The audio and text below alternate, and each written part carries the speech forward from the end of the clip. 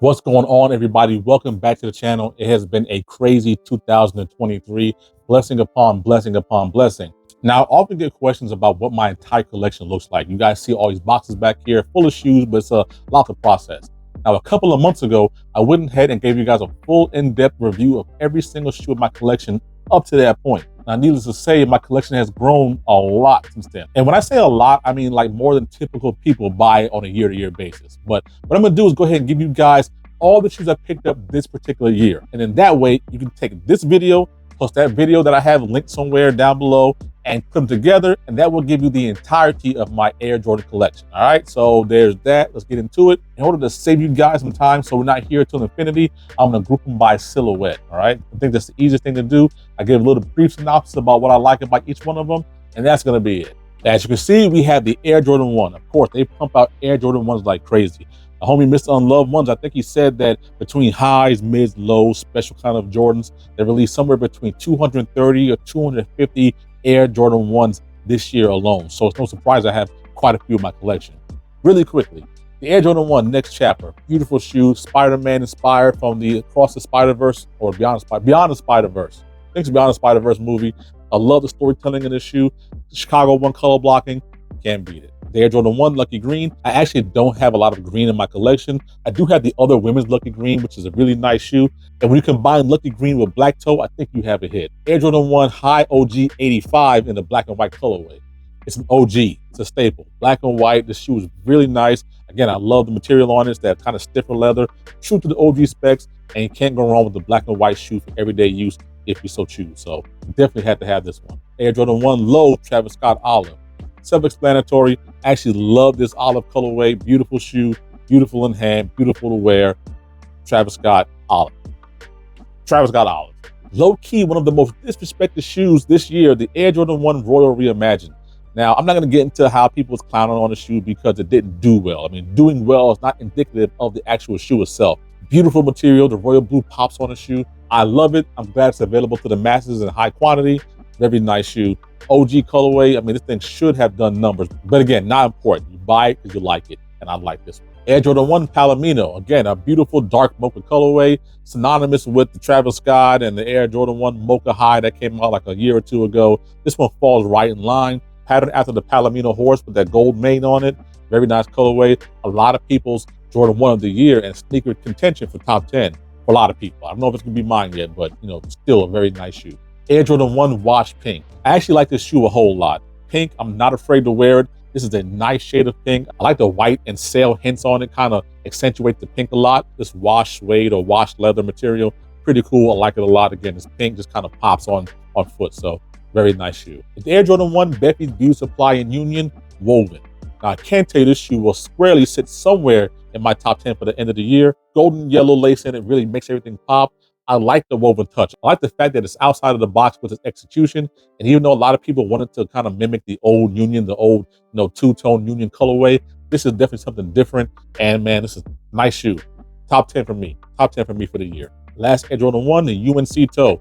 Had been waiting all year for this shoe. I'm glad I got my hands on it. Again, one of those ones is kind of disrespected because it's not selling for high price on the aftermarket, but who gives a damn? The UNC black toe, you really can't complain too much about that. Great shoe in my opinion. I totally forgot about this late edition, the Air Jordan 1 Celadon. I actually did a review on the shoe and put it back instead of putting it in the list of my pickups. So forgot about it. Beautiful light olive colorway, orange hits, Celadon on the ball and wings logo. Great materials, very nice shoe. I totally forgot about this one. This is a damn good shoe. Now on to the Jordan 2s. And there was actually quite a lot of Jordan 2s dropped this year. And the only one I think I actually picked up, I'm kind of rack my brain here, but the UNC low is the only one I picked up. Again, beautiful UNC colorway. I like the materials. I like the kind of white and blue of the UNC-ness of it all. So here you go. I mean, I like this shoe a whole lot. Don't think it needs a lace swap to kind of punch it up. Very good on foot.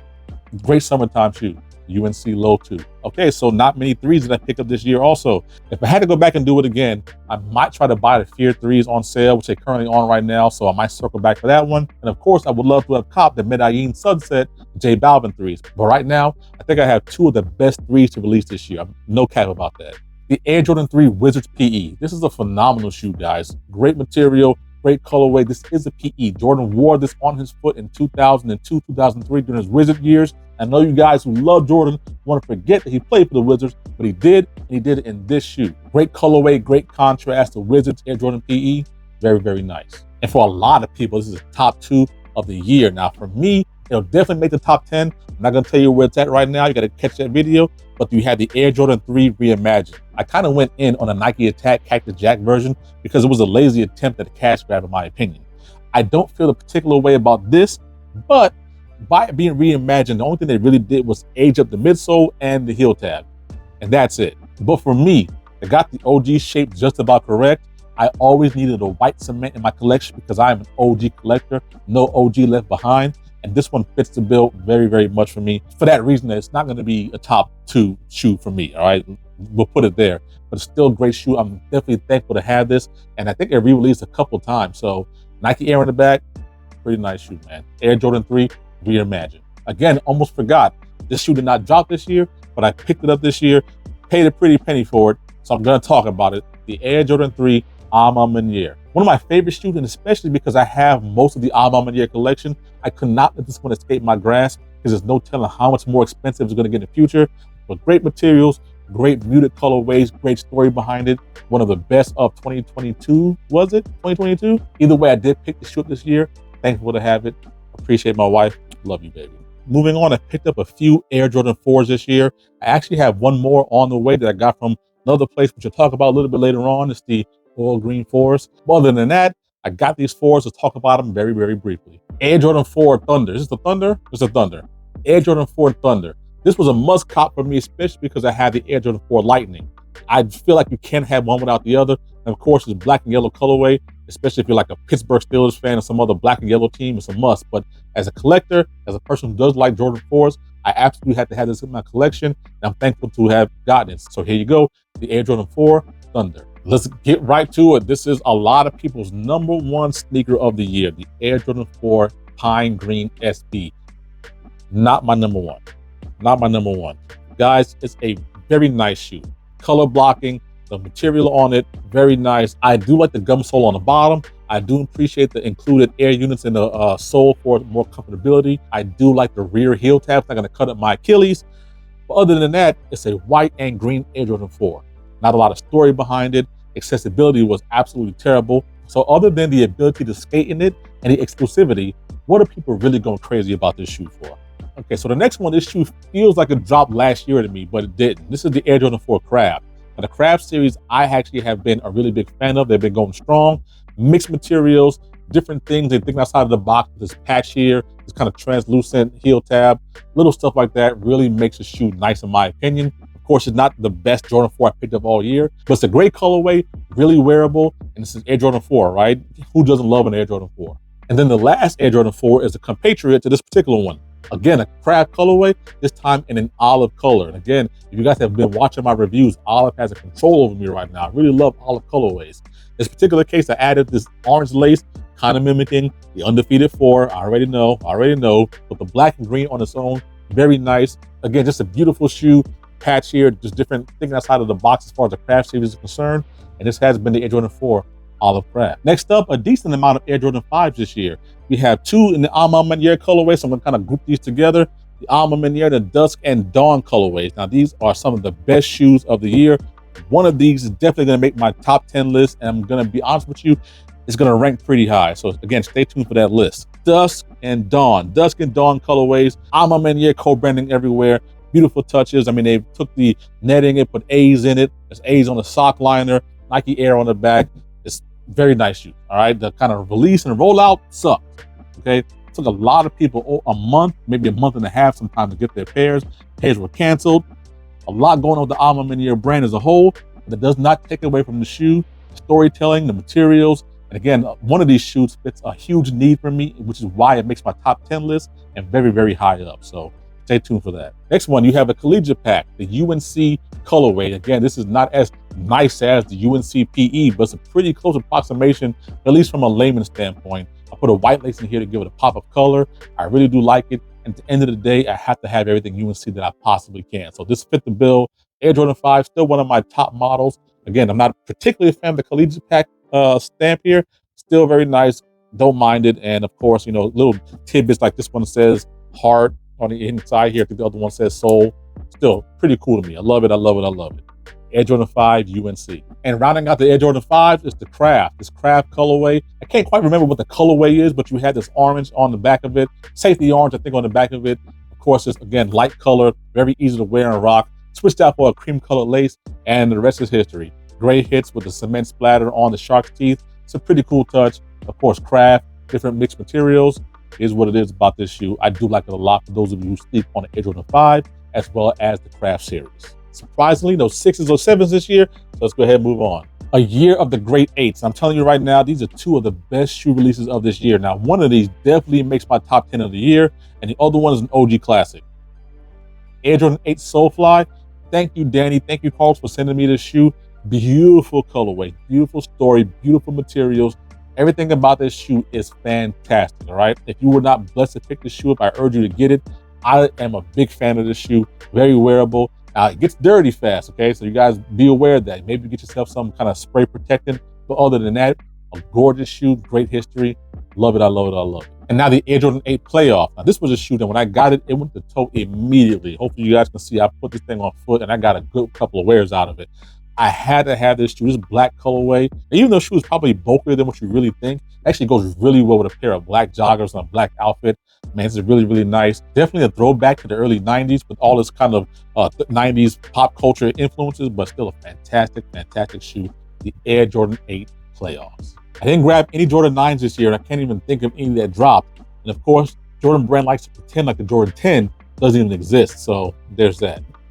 Which brings us to the Air Jordan 11 Gratitude. I think like 2 million pairs of these was made. Gratitude, the DMP, whatever you want to call it. I love the shoe. I love the leather upper of the shoe. I love the gold hits. I love the Concord inspired look. I love the milky outsole on the bottom. I like the shoe a lot. Now, did I need to buy this considering I have a Concord already?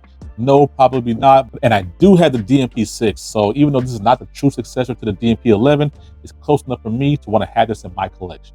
A few Jordan 12s here. Now, Jordan 12s aren't particularly my favorite model, but the ones that come out and have to be special, and these are them. As you can see, we have 2 pairs of the Alma Maniere. Now, guys, I feel like these shoes came out last year. I mean, I've had them for so long because they came out like earlier in the year, if I'm not mistaken.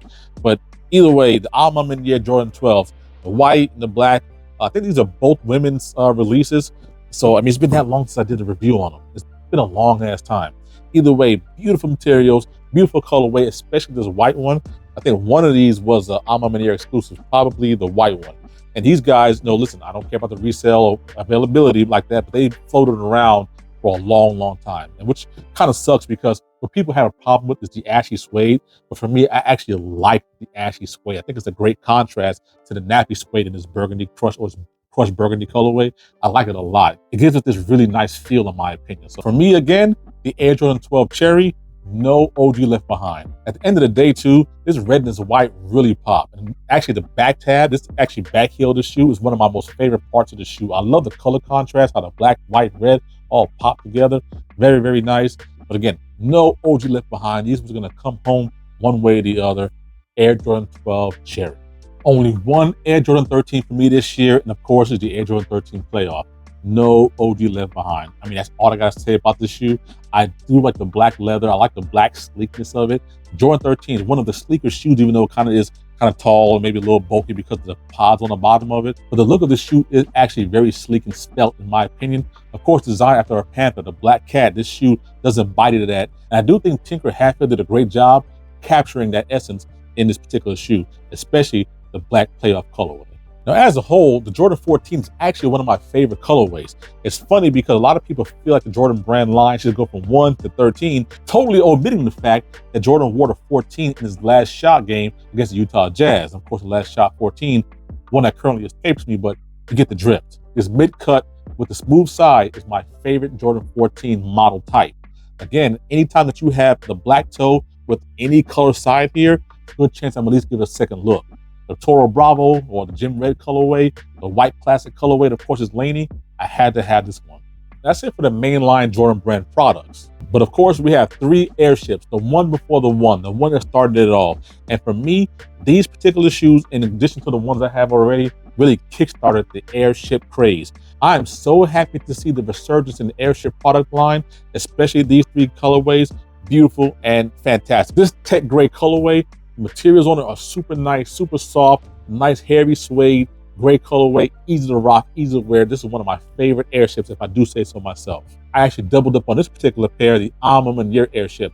Beautiful black colorway. Same thing I told you with the black and white OG High 85. You can't go wrong with the black and white shoe. Now, the caveat to this particular one, and one thing I know a lot of people don't like, is they artificially aged the midsole. Again, as you can see, hopefully the camera's gonna pick this up. You can see this aged midsole here that differentiates itself from the white leather upper. But again, a nice touch from me. I like vintage stuff. As you can see, I put the pre-aged vintage lace in there to complete the look. And last but certainly not least, we have the Nike Corporate Airship.